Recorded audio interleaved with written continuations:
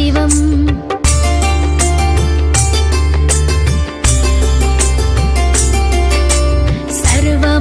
सर्वमङ्गलमाङ्गल्यं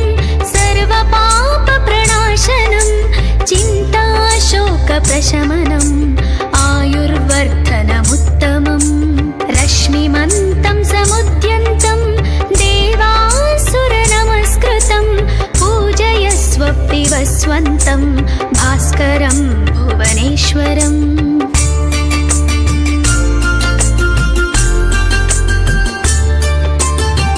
सर्वदेवात्मको ह्येष तेजस्वी रश्मिभावना येष देवासुरागणान् लोकान् पाति गभस्तिभिः एष ब्रह्म च विष्णुश्च शिवः स्कन्दः प्रजापतिः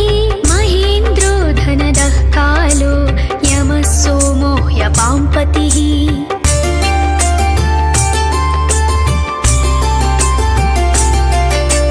पितरो वसवः साध्या ह्यश्विनौ मरुतो मनो वायुर्वह्निः प्रजाप्राणः ऋतुकर्ता प्रभाकरः आदित्यः सविता सूर्यः खगः गभस्तिमान् सुवर्णः सदृशो भानु हिरण्यरेता दिवाकरः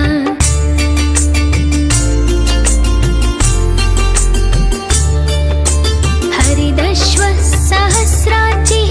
सप्त सप्तिर्मरीचिमान् तिमिरोन्मन्तनः शम्भुः त्वष्टा मार्ताण्डकोंशुमान् हिरण्यगर्भः शिशिरः तपनो भास्करो रविः अग्निगर्भोदितेः पुत्रः शङ्कः शिशिरनाशनः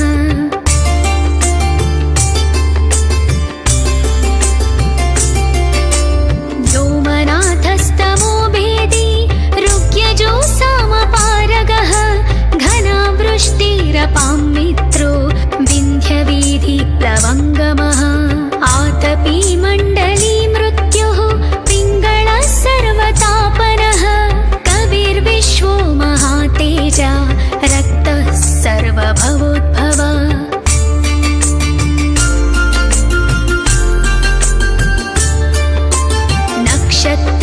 नक्षत्रग्रहताराणाम् अधिपो विश्वभावनः तेजसामपि तेजस्वी द्वादशात्मान् नमोऽस्तु ते नमः पूर्वाय गिरये पश्चिमायाद्रये नमः ज्योतिर्गणानां पतये दीनाधिपतये नमः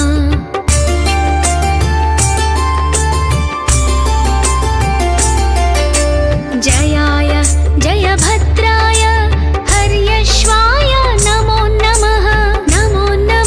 सहस्रांशो आदित्याय नमो नमः नमः उग्राय वीराय सारंगाय नमो नमः नमः पद्मप्रबोधाय मार्ताण्डाय नमो नमः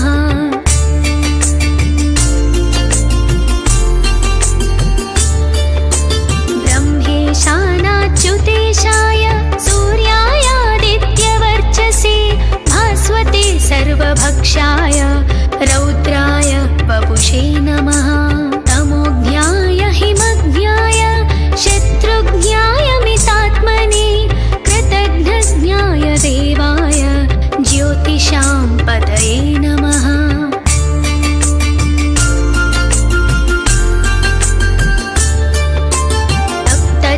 तप्तचामीकराभाय वह्नये विश्वकर्मणे नमस्तमोभिनिघ्नाय रुचये लोकसाक्षिणे नाशयत्येष वैभूतं तदेव सृजति प्रभुः पायत्येष तपत्येष वर्षत्येष गभस्तिमान्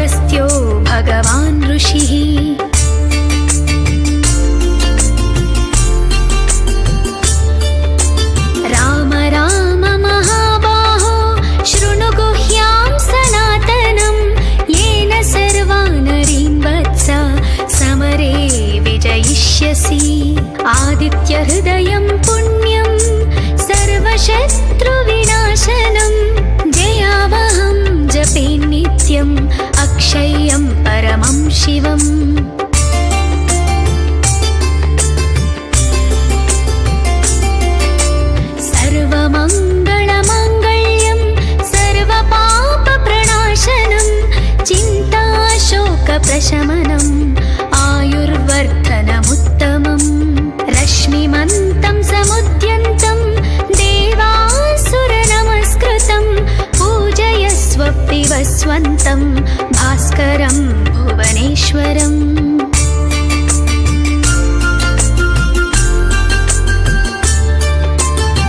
सर्वदेवात्मको ह्येष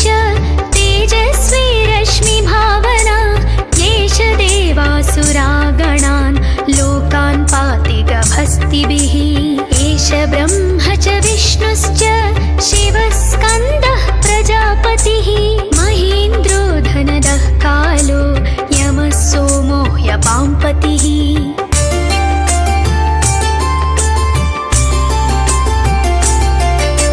पितरो वसवः साध्या ह्यश्विनौ मरुतो मनो वायुर्वह्निः प्रजाप्राणः ऋतुकर्ता प्रभाकरः आदित्यः सविता सूर्यः खगः पूषा गभस्तिमान् सुवर्णः सदृशो भानु हिरण्यरेता दिवाकरः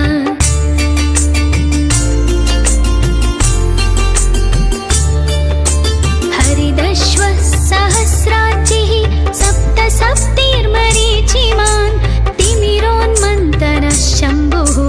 त्वष्टा मार्ताण्डकोंशुमान् हिरण्यगर्भः शिशिरः तपनो भास्करो रविः अग्निगर्भोदितेः पुत्रः शङ्खः शिशिरनाशनः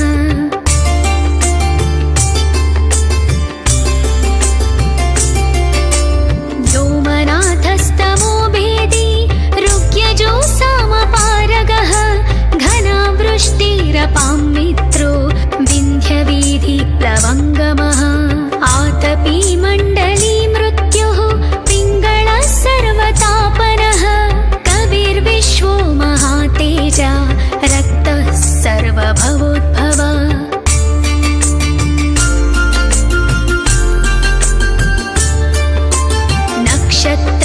नक्षत्रग्रहताराणाम् अधिपो विश्वभावनः तेजसामपि तेजस्वी द्वादशात्मान् नमोऽस्तु ते नमः पूर्वाय गिरये पश्चिमायाद्रये नमः ज्योतिर्गणानां पतये दीनाधिपतये नमः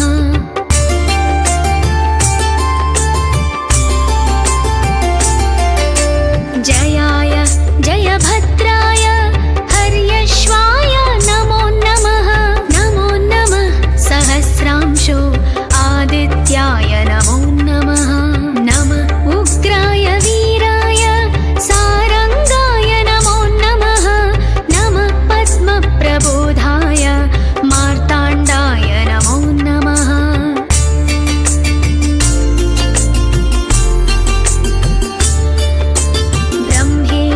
ब्रह्मेशानाच्युतेशाय सूर्यायादित्यवर्चसे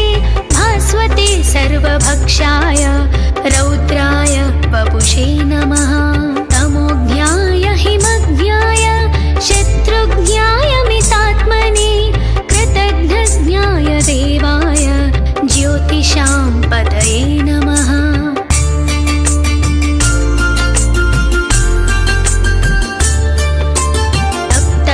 तप्तचामीकराभाय वह्नये विश्वकर्मणे नमस्तमोभिनिघ्नाय रुचये लोकसाक्षिणे नाशयत्येष वैभूतं तदेव सृजति प्रभुः पायत्येष तपत्येष वर्षत्येष गभस्तिभिः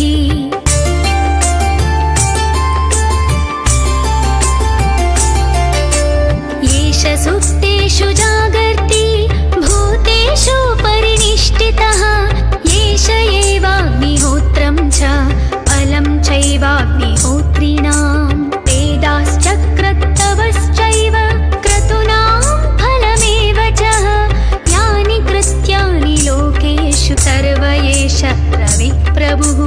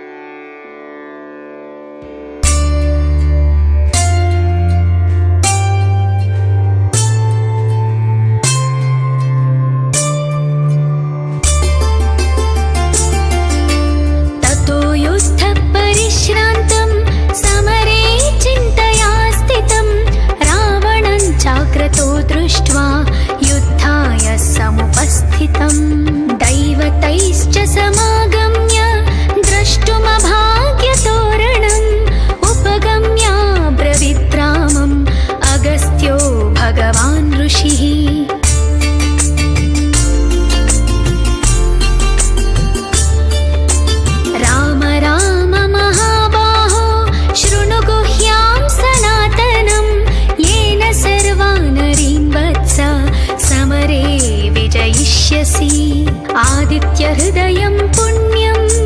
सर्वशत्रुविनाशनं जयावहं जपे नित्यम् अक्षय्यं परमं शिवम्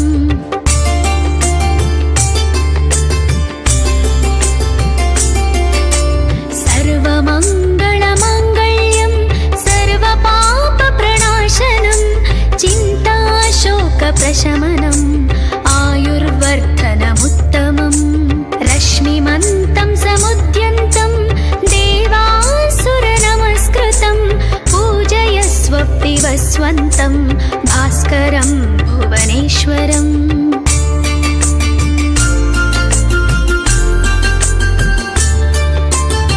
सर्वदेवात्मको ह्येष तेजस्वी रश्मिभावना येष देवासुरागणान् लोकान् पाति गभस्तिभिः एष ब्रह्म च विष्णुश्च शिवस्कन्दः प्रजापतिः महेन्द्रो धनदः कालो यमः सोमो ह्यपाम्पतिः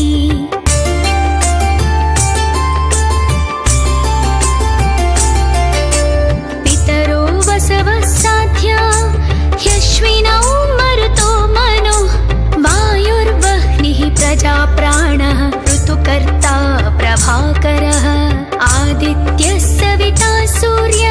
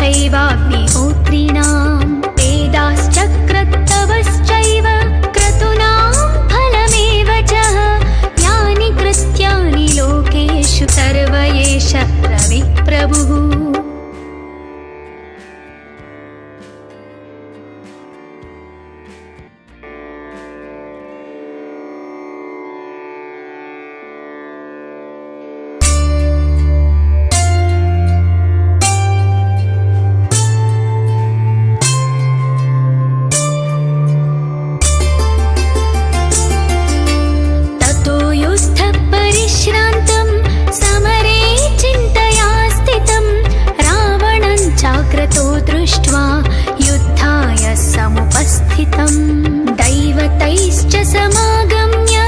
द्रष्टुमभाग्यतोरणम् उपगम्य ब्रवीद्रामम् अगस्त्यो भगवान् ऋषिः।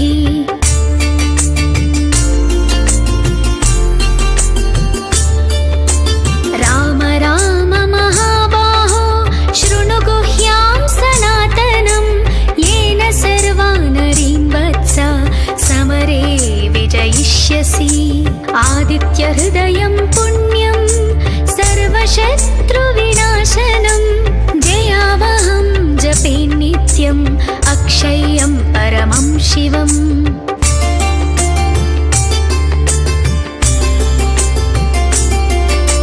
सर्वमङ्गलमाङ्गल्यं सर्वपापप्रणाशनं चिन्ताशोकप्रशमनम् आयुर्वर्धनमुत्तमम्। रश्मिमन्तं समुद्यन्तं देवासुरनमस्कृतं पूजयस्व विवस्वन्तं भास्करं भुवनेश्वरम्।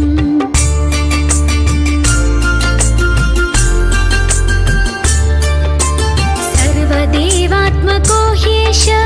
तेजस्वी रश्मिभावना येष देवासुरागणान् लोकान् पाति गभस्तिभिः। एष ब्रह्म च विष्णुश्च शिवः स्कन्दः प्रजापतिः महेन्द्रो धनदः कालो यमः सोमो ह्यपाम्पतिः।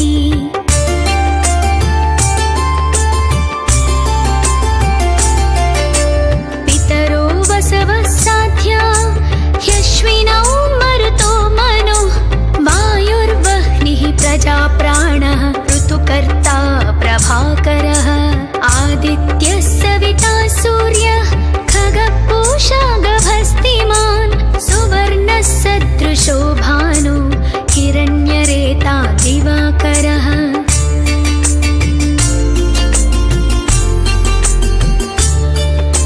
हरिदश्वः सहस्राचिः सप्त सप्तिर्मरीचिमान् तिमिरोन्मन्तनः शम्भुः त्वष्टा मार्ताण्डकोंशुमान्। हिरण्यगर्भः शिशिरः तपनो भास्करो रविः अग्निगर्भोदितेः पुत्रः शङ्खः शिशिरनाशनः।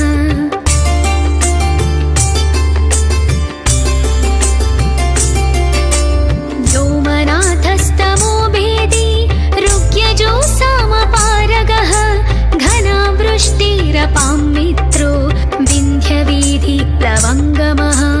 आतपी मण्डली मृत्य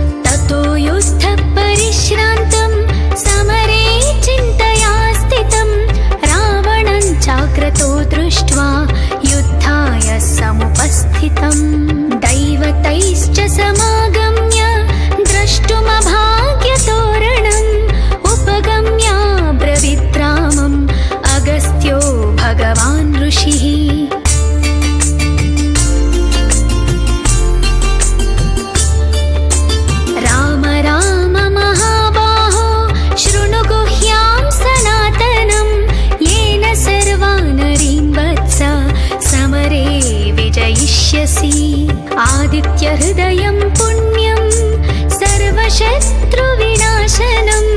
जयावहं जपे नित्यम् अक्षय्यं परमं शिवम्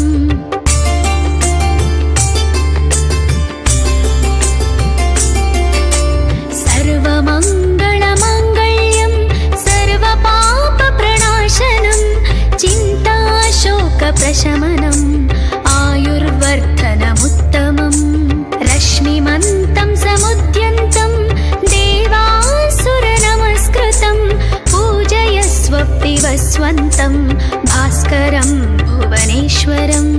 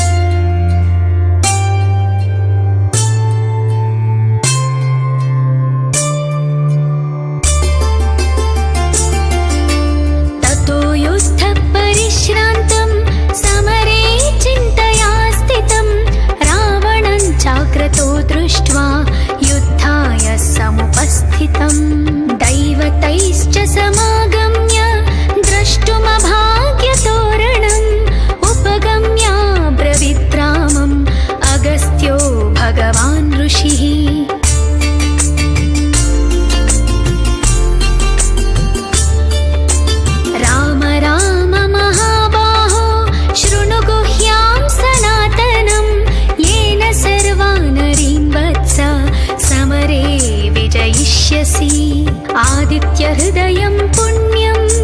सर्वशत्रुविनाशनं जयावहं जपे नित्यम् अक्षय्यं परमं शिवम्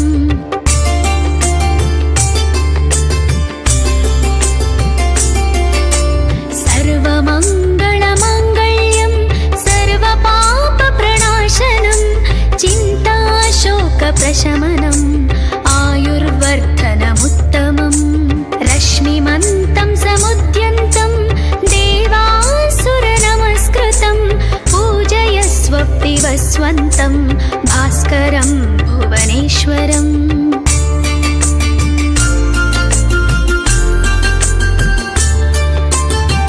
सर्वदेवात्मको ह्येष तेजस्वी रश्मिभावना येष देवासुरागणान् लोकान् पाति गभस्तिभिः एष ब्रह्म च विष्णुश्च शिवः स्कन्दः प्रजापतिः महेन्द्रो धनदः कालो यमः सोमो ह्यपाम्पतिः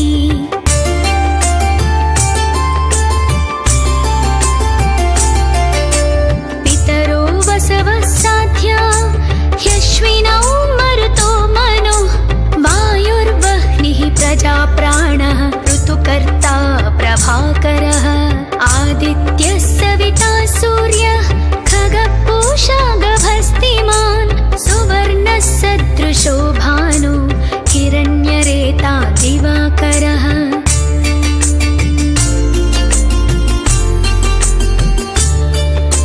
हरिदश्वः सहस्राचिः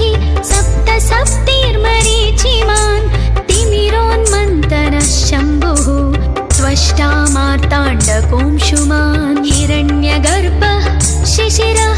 तपनो भास्करो रविः अग्निगर्भोदितेः पुत्रः शङ्कः शिशिरनाशनः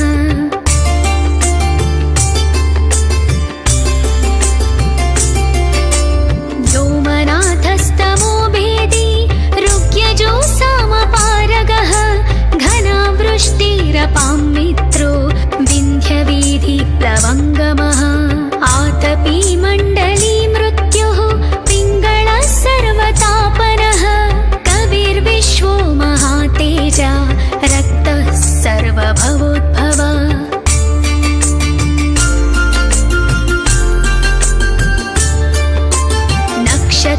नक्षत्रग्रहताराणाम् अधिपो विश्वभावनः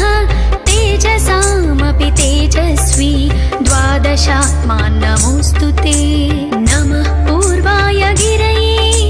पश्चिमायाद्रये नमः ज्योतिर्गणानां पतये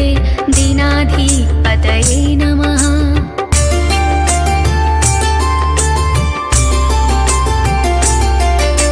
जयाय जयभद्राय हर्यश्वाय नमो नमः सहस्रांशो आदित्याय नमो नमः नमः उग्राय वीराय सारंगाय नमो नमः नमः पद्मप्रबोधाय मार्ताण्डाय नमो नमः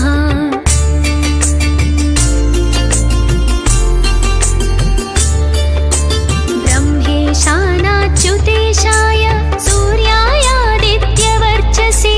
भास्वते सर्वभक्षाय रौद्राय वपुषे नमः तमोज्ञाय हिमज्ञाय शत्रुज्ञाय मितात्मने कृतघ्नज्ञाय देवाय ज्योतिषां पतये नमः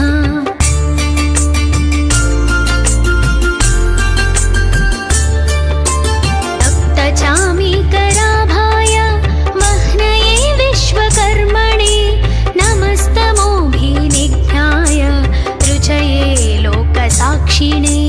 नाशयत्येष वैभूतं तदेव सृजति प्रभुः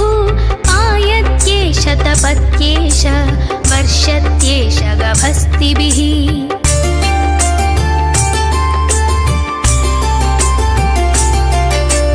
येष सुप्तेषु जागर्ति भूतेषु परिनिष्ठितः येष एवाग्निहोत्रं च फलं चैवाग्निहोत्रिणाम्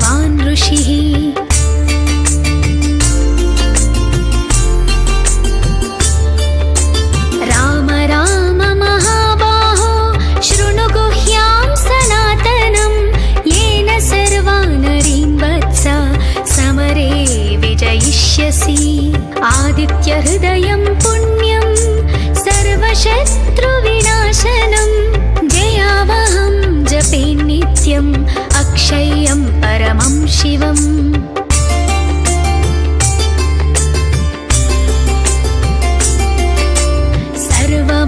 सर्वमङ्गलमाङ्गल्यं सर्वपापप्रणाशनं चिन्ताशोकप्रशमनम् आयुर्वर्धनमुत्तमम् रश्मिमन्तं समुद्यन्तं देवासुरनमस्कृतं पूजयस्व पिबस्वन्तं भास्करं भुवनेश्वरम्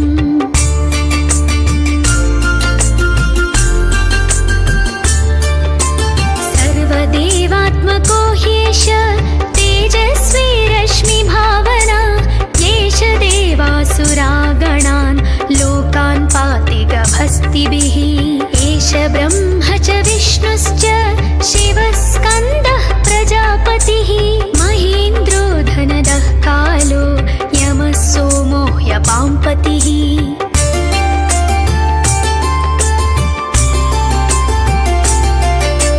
पितरो वसवः साध्या ह्यश्विनौ मरुतो मनो वायुर्वह्निः प्रजाप्राणः ऋतुकर्ता प्रभाकरः आदित्यः सविता सूर्यः खगः पूषा गभस्तिमान् सुवर्णः सदृशो भानु हिरण्यरेता दिवाकरः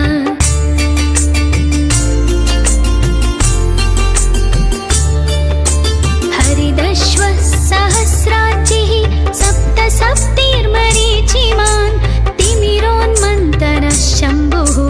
त्वष्टा मार्ताण्डकोंशुमान् हिरण्यगर्भः शिशिरः तपनो भास्करो रविः अग्निगर्भोदितेः पुत्रः शङ्खः शिशिरनाशनः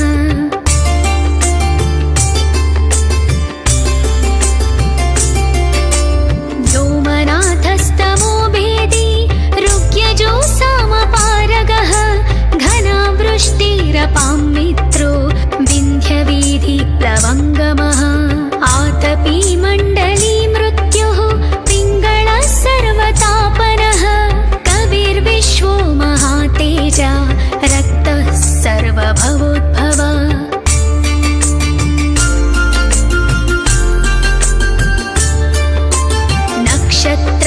नक्षत्रग्रहताराणाम् अधिपो विश्वभावनः तेजसामपि तेजस्वी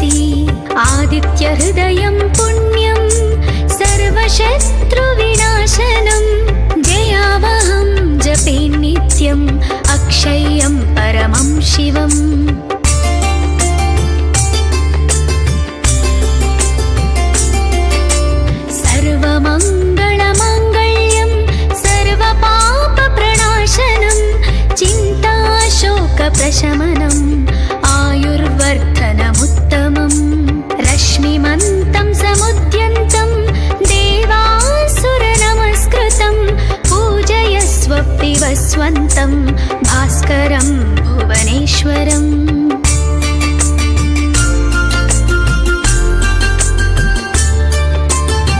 सर्वदेवात्मको ह्येष तेजस्वी रश्मिभावना येष देवासुरागणान् लोकान् पाति गभस्तिभिः एष ब्रह्म च विष्णुश्च शिवस्कन्दः प्रजापतिः महेन्द्रो धनदः कालो यमः सोमो ह्यपाम्पतिः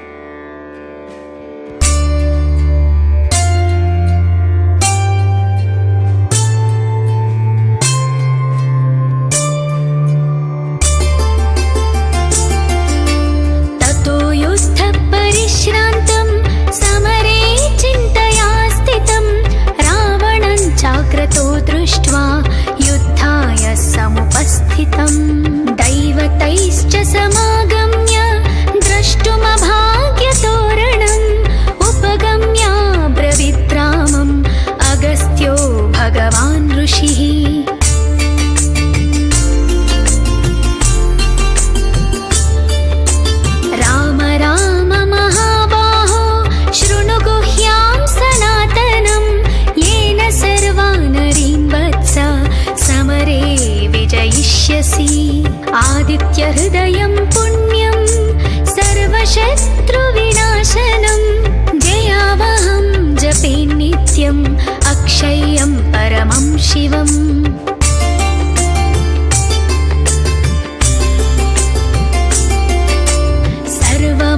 सर्वमङ्गलमाङ्गल्यं सर्वपापप्रणाशनं चिन्ताशोकप्रशमनम् आयुर्वर्धनमुत्तमं रश्मिमन्तं समुद्यन्तं देवासुरनमस्कृतं पूजयस्व पिबस्वन्तं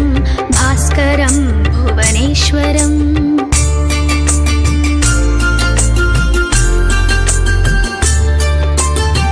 सर्वदेवात्मको ह्येष